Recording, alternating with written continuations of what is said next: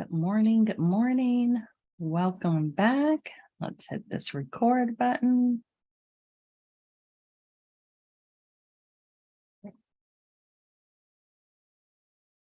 Good morning, y'all. So, lovely Tuesday, lovely summer to y'all. Hope life is going well. I'm back from Bali, from going on a detached with Dork tour, something that I did last year, and decided that annually I'll be leaving the country for sure, no less than once a year to detach from the world.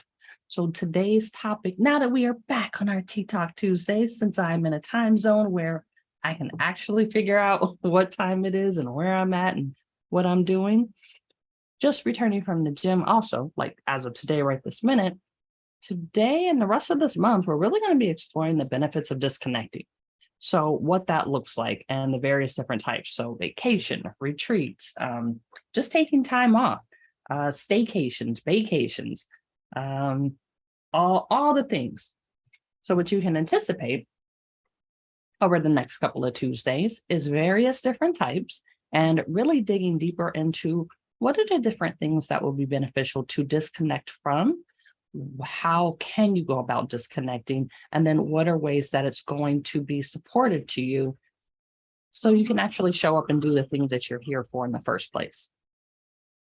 So where we can start at is I can just share, for instance, last year, what happened for me, having the opportunity to actually disconnect looked like knowing I had just started on my journey as an entrepreneur and like being my own sole employer. So knowing that everything that I did literally was going to impact everything that was going to happen in my life.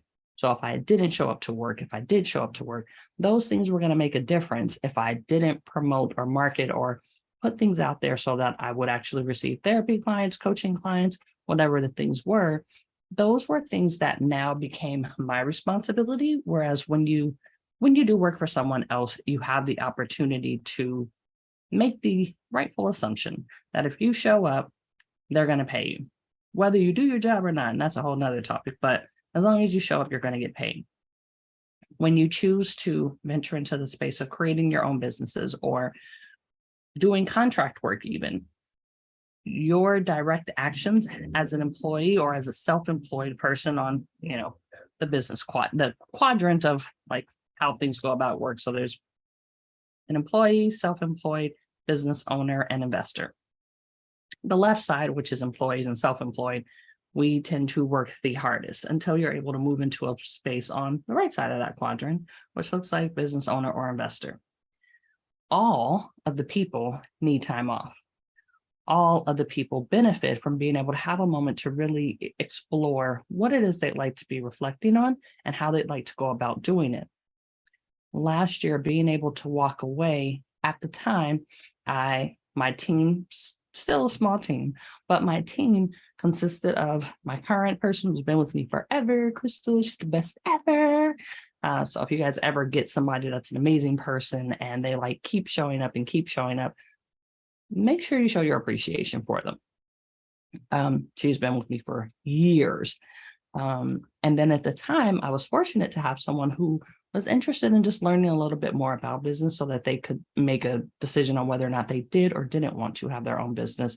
So I had a volunteer and I had my staff member. They were able to pretty much handle and hold down the fort while I was gone, which looked like me being able to get into a space to share the information that they would need to have access to, make sure all those systems were up and running, and then take this deep breath and allow them to actually do what they were more than capable of doing. So disconnecting is more than just, I'm getting away and I'm going to go not talk to people or whatever the things are that you're doing, but it's looking at, do you have the capacity to actually disconnect? Are the businesses that you're involved in or your roles and positions in an agency or a company or within your family, are you in a position where you can walk away that would allow all of those things to still show up and be functioning? Are you in a space where if you're not there, all the business is still going to keep going. The money will still keep coming in. The customers will still be served. The team members that you have on your teams or ones that you are a part of, are they going to be able to still do their job if you aren't physically there or accessible virtually? When you are looking at what you're doing and how you're going about it, as cool as it sounds to say, oh, I'm disconnecting, I'm off the grid, it's great. But if doing that is going to actually create more stress and more trauma when you come back, such as if you do or don't have somewhere to live, or if you do or don't have a business to actually run, or customers that are willing to work with you, you may want to consider what are some of the things that I'd like or need to put in place so you can decide, do I need a vacation? Do I need a retreat? Do I just need time off? What do those things look like? And how can you be intentional about scheduling when you do one, if not all of them? I'm sure you all have noticed at some point that I am offering a retreat that did get rescheduled from last month because as I was concluding the lovely summit, what I realized is I was beyond ready to detach and get away and just take a moment to reset and have a breather. Attempting to have two events back to back or simultaneously is a lot. And while it may seem like, oh, you just show up and you just do the thing, there's a lot more that goes into it. And various different business coaches that I work with currently, have worked with in the past, can totally share what it looks like to be launching different things and making offers to the public that if all of your systems aren't in place, if energetically you as a person are not able to actually keep showing up for all the things and give all the things the energy and time and attention that you need, this may be a good time to actually explore taking time off so you can rest. This isn't take time off and then go do all the physical active things that you can find in the whole entire world. It's stay at home, maybe rent a hotel room and just chill out, but give yourself a moment to actually rejuvenate your physical, mental, and emotional body so that you have the capacity to show up. You have the space and opportunity to recognize what will be enough for you and what will be too much. So how that can look as I was coming towards the end of it. And to be fair, I was aware and was encouraged not to try to do two different events at once. And I was like, you know what? This will probably be the last time that I'll try to do that, more than anything, because those two different things required different levels of my time and attention. If I had taken time off before I chose to take a retreat or a detach from the world, it could have been easier and clearer to map out time-wise what those two different things were going to look like. Now, considering both, since the pandemic, were the first that I had ever done of a summit and of a retreat, because before the pandemic, before and even leading into it, hosting day retreats is pretty, for me, energetically, the actual show up and deliver is not the hard part. That's the easiest, funnest part ever. It was the work beforehand. So doing simultaneous work on two different things and not having given myself time off to really take the information that was being offered to me from coaches and look at how many events can you do at once and what would it look like to intentionally just do one. Get super focused. And I know I've shared that before on our podcast about just pick one thing to do. You don't have to do them all. I wasn't saying it from a space of like, oh, that's what I heard. This is because these are things that I have done historically. And I know what it feels like to be burnt out, to where time off isn't, it may not be enough, but it's definitely a good place to start. Giving yourself that time to just do nothing. The next will be looking at vacation.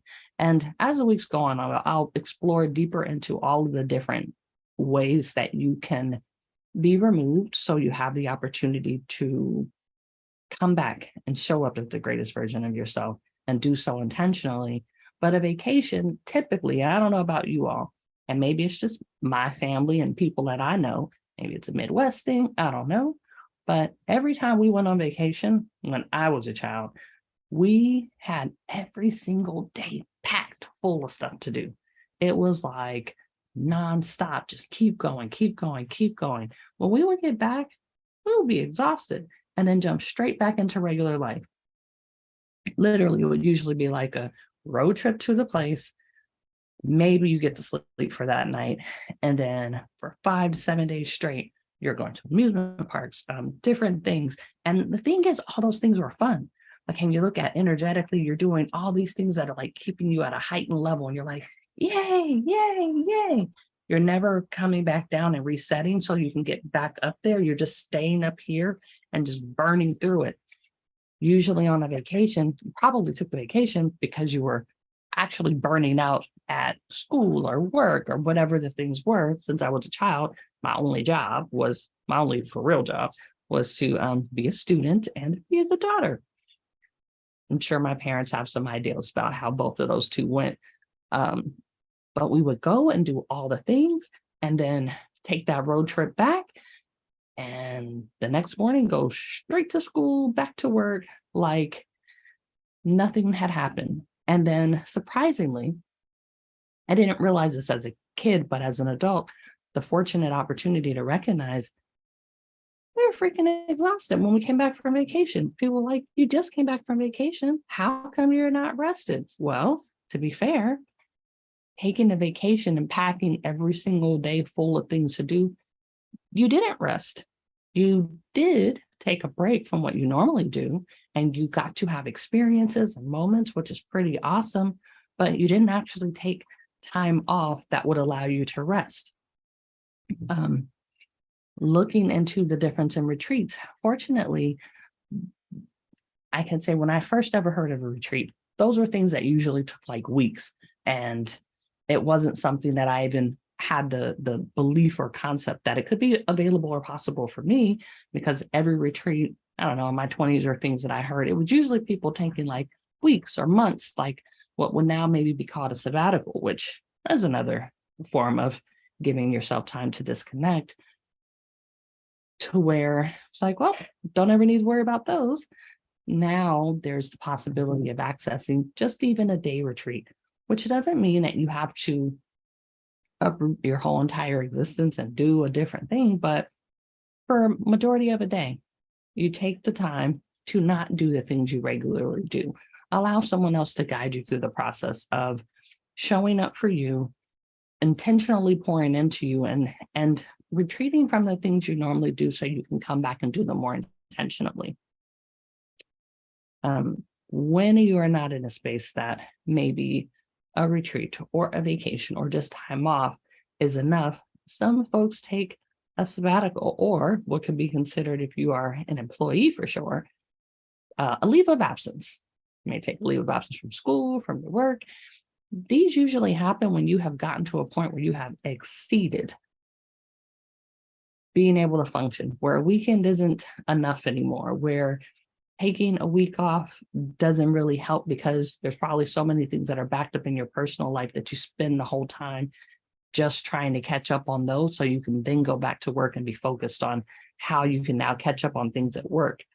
This is a perpetual cycle, and looking at set, as I've spoken about before, when you're in survival mode and you're just trying to get to existing so you can even consider the concept of thriving, when you're surviving at that level, at some point you're not technically surviving anymore. And this is when people usually take that time off sabbatical or go on leave. That time away, depending on what's going on in your life, can usually be sufficient to reset, hence the benefit of disconnecting from the things that typically require your attention, time, and energy. But if you aren't doing it intentionally and giving yourself permission to be human,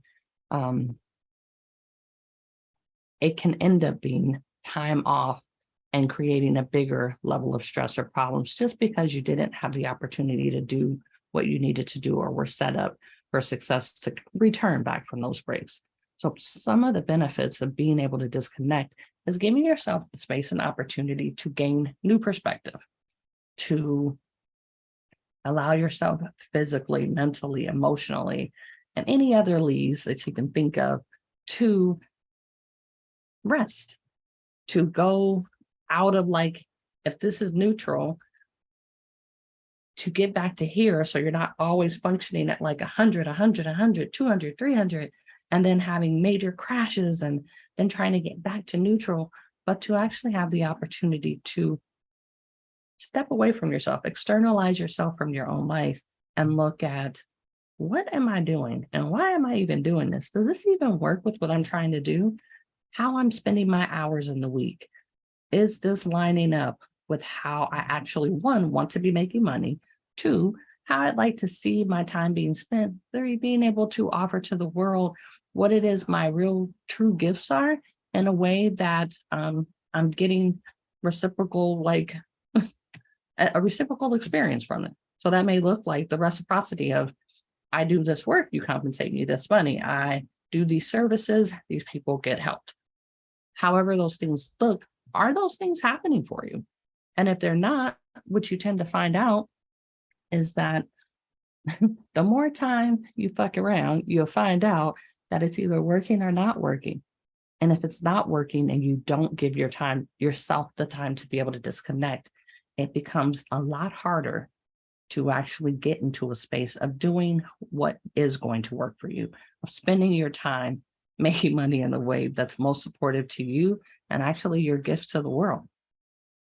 So disconnecting from friends, families, various different roles that you have does give you an opportunity to, one, show back up and realign with the ones that work for you.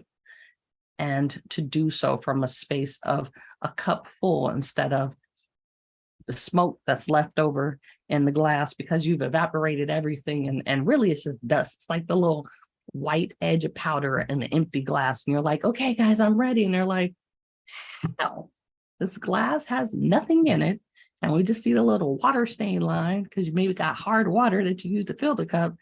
Like, why not give yourself permission? And this is something that can even be practiced on a daily basis, to disconnect, take a moment, take a breath, take a nap if you need to, and really explore, okay, is this what I want to be doing? Is this how I want to be doing it?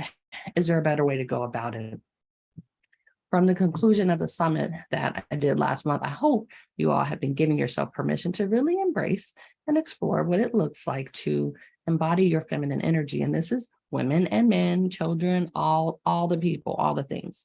And that looks like giving yourself permission to actually show up and be kind to you. If you're tired, say, I'm tired. I'm sure my friends are more than aware that if we supposed to go out and they know if I accidentally sit on that couch for too long, guess what? I ain't going no more because it's, at that point, I've already started my disconnecting for that particular day. From Facebook, facts. I see you, friend. I see you. And then just the other statement. Some things and people you have to disconnect from. That's a whole nother topic and reason. And good morning. And we're on Facebook. You might want to disconnect from people because they're not allowing you to be the greatest version of yourself. You may not notice that if you are so heavily like involved and engulfed in the person, the place, the people, and the things that you don't even realize you are like a real nasty ass version of you. But because this is what you've always done, this is what's regular, this is what's normal, you haven't given yourself permission to just stop for a minute and be like, do I even want to be like this? Or am I just doing this because that's what everybody else is doing? And of course, no one's jumping off of bridges anymore because all their friends are doing it.